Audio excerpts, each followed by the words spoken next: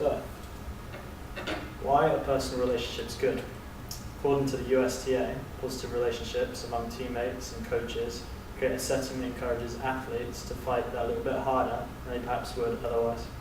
If you can create a relationship with your players, the players are more likely to push themselves harder to win for you as a coach. I know, using myself as an example, this was very much the case. I found it easy to push myself harder than I ever had before because I had a great relationship with the coaches and the teams I represented during my time in college.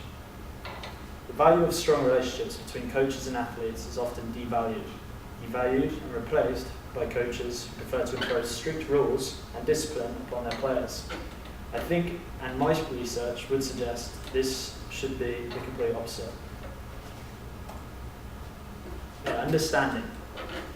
This is a quote from Mind Tools, which is where I got some of my research, and it says you can put a lot of high-performing individuals on a team and still have performance problems. Why is this, and how do we avoid it? Making sure players understand differences in upbringings, values, cultural norms, and personality traits among the team. This will help reduce feeling of frustration when the players behave in a way that does not make sense to other members of the team. This understanding will also help build friendships among the team. As a coach, we need to have this information at our disposal. We need to understand, and we need to make sure that the team understands the differences between people, and what might come naturally to some might be extremely difficult to other members. Therefore, some tasks and rules will be more achievable and easy to stick to for some members of the team than others. For example, you take two players, both from French-speaking countries, and you ask them not to speak French to one another in the team environment. This may seem like a simple task to some other members, but when you take two people from a country where they're both speaking French, this dialogue between them is very natural, and it's hard to change it quickly, and other members of the team might become frustrated because they're seeing the French guys breaking the rules. And we have to, as coaches, make sure that the team understand that this is difficult, and we have to give them some leeway, especially at the start, to get used to the rule change. Pressure. Pressure can disable players of all standards, and the higher the stakes, the more the pressure builds. Pressure is a privilege. Try to show your players the privilege of playing with tremendous pressure, because not everyone gets a chance to be in such a situation. What we as coaches need to do is help our athletes in a psychological state of mind that thrives under pressure. How do we do this? We do this first by removing as much external pressure as we can from each individual. There are a number of external issues that build pressure in an athlete. Impressing a coach is a huge one. We need to make sure that the athlete feels comfortable, that we have faith in their ability, and more importantly, their ability to perform under pressure. Even if that does not represent our true feelings about the individual, they need to feel like it does. We also need to create a team environment where teammates are not adding extra pressure to one another. This means an environment which does not ridicule another's ability, and especially does not ridicule another's ability to perform under pressure. This is even more true when it comes from a senior or perhaps better player on the team towards a younger or considered worse player on the team. As a coach, we also need to be careful about the amount of emotion we show. Positive emotion is good, but an extreme amount will also help build pressure on the player. Negative emotion will always build pressure. If a player is afraid of a coach's negative reaction or disappointing a coach, then the pressure will increase. The eventual goal is to leave our player feeling as positive as possible about the situation they are about to enter into. We want our players to enjoy the pressure situations. We want them to enjoy it more than the teams we're facing. Positive reinforcement. Positive reinforcement is a very old but effective method. It ties in with many of the things we've been talking about in this presentation, especially with the reduction of pressure on your athletes. Of course, it should not be administered 100% of the time, otherwise it loses credibility and value. However, studies have shown that 80 to 90% of what comes out of a coach's mouth should be positive. We should also use this technique as a tool to build relationships with our players. Punishment. Again, these are some ideas put forward by USTA, one of the most successful tennis programs in the world. Try to avoid embarrassing and yelling at players in public. This can create a bad feeling between coach and player. They have to know that what they have done is not acceptable, but embarrassing them is not the answer. Simply inform the player of his punishment and explain why it's being administered in a calm and logical manner. We want to maintain respect between both player and coach. Even if the player is completely inappropriate in his or her behaviour, to ensure this type of behaviour does not persist, it is important to choose the correct and most effective way to punish the player. As was explained previously, a strong relationship between player and coach will help encourage the player to work hard for a coach. It goes the same for behaviour. If a player likes and respects a coach, they're less likely to commit the bad behaviour again in the future. The reason they are less likely to do this is not because they fear the coach, not because they're scared of the punishment they may receive for the bad behaviour. The reason is because they do not want to let down a coach that they like and respect. Some ideas I have here are listed by Human Kinetics, another place I got my research from, and just want to read a quick quote. It says, while most coaches start their career fully focused on production, it is true that most good coaches end their career absorbed in the power of relationships and attitude. Both are essential to peak performance. So I'll read off a list of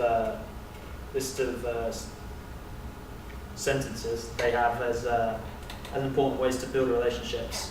First one is being emotionally intelligent, learning to be in tune with both themselves and their players. This is coming from a coach's standpoint. Creating resonance, a positive emotional climate that frees the best in players.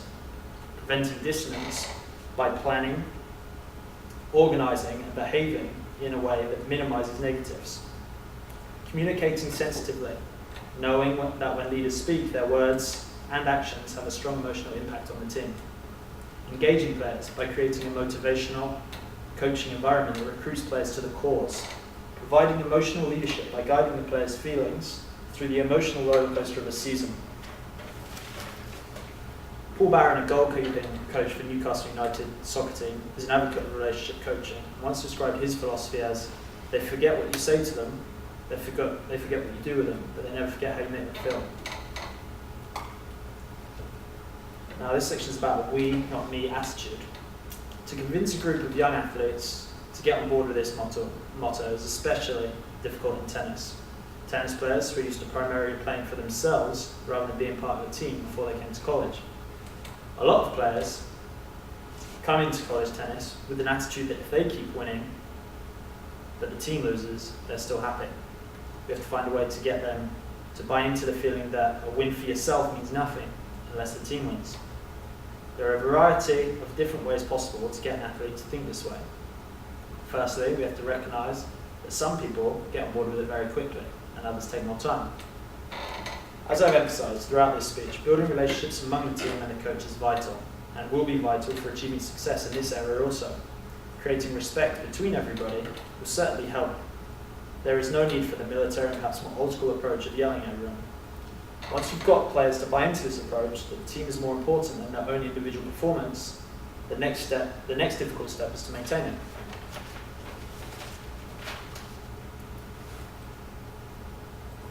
Just want to show a quick video. Hopefully this works. Ladies and gentlemen, I'm an honored coach. You want honor to feel proud. But there's another honor you still want. That is the answer that comes with that question. Who am I? I am a champion. That's right. You should remember that all through this game. I will conquer what has not been conquered. Peace will not be in my creed. I will believe what others have doubted. I will always endeavor to both esteem, honor, respect for my team.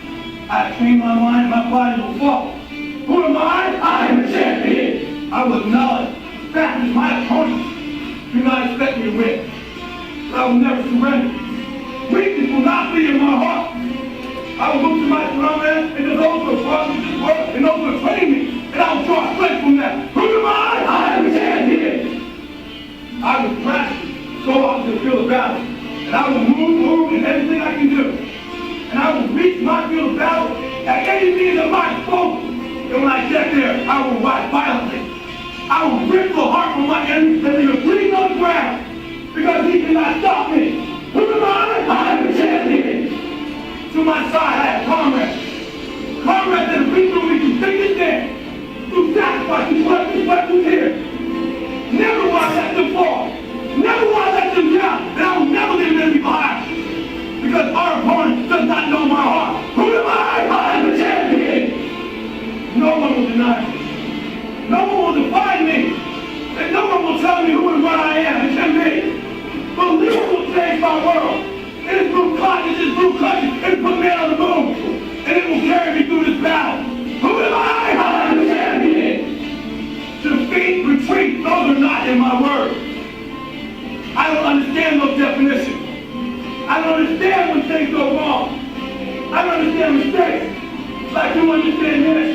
I understand victory, and I understand never surrendering. No matter how bad things go, my heart, my mind will carry my body, my limbs can weak. Who am I? I am the champion. Today will be that day. Not tomorrow, not next week, but right now, right here, in your house, in your home. Who am I? I am the champion. History will remember me. I will not let anybody be gone. I will define myself. I will write my own praises. And no one will tell me what I think and I think. I will never go out not giving everything I've got. Because who am I? I am the champion. Who am I? I am the champion. Who am I? I am the champion. Who am I? I am the champion. Who am I? I am the champion. Who am I? I am the champion. I am the champion. I am the champion. I am the champion. I am the champion. So what I really love about this YouTube clip is that it's loud, it's in your face, and it's aggressive, but it's only positive the whole way through, and it does not lump pressure onto the team or any individuals. This coach is about to send his group of athletes onto the field. He does not remind them of past mistakes. He does not remind them that some of them have not worked hard enough. He does not tell them they have to step up and prove something. This coach relieves pressure from his team by choosing to ignore negatives. By having the athletes repeat the words, "I am a champion," he uses positive reinforcement. This shows his belief in them, and he tries to get the athletes to believe in themselves by repeating the phrase over and over. He talks about the people who have trained them, their family, their teammates, and drawing strength from them. He does not talk about letting them down. He wants them to use these thoughts as inspiration to keep fighting when they feel like they have nothing left. His speech touches on a lot of the techniques I've mentioned in his presentation. I feel it represents the idea of respect between coach and player, and not fear. This coach is not trying to scare his players into winning or playing well. He wants the athletes to give everything they have because they respect him and they respect one another. And that is what I believe will eventually lead to positive results. Thank you.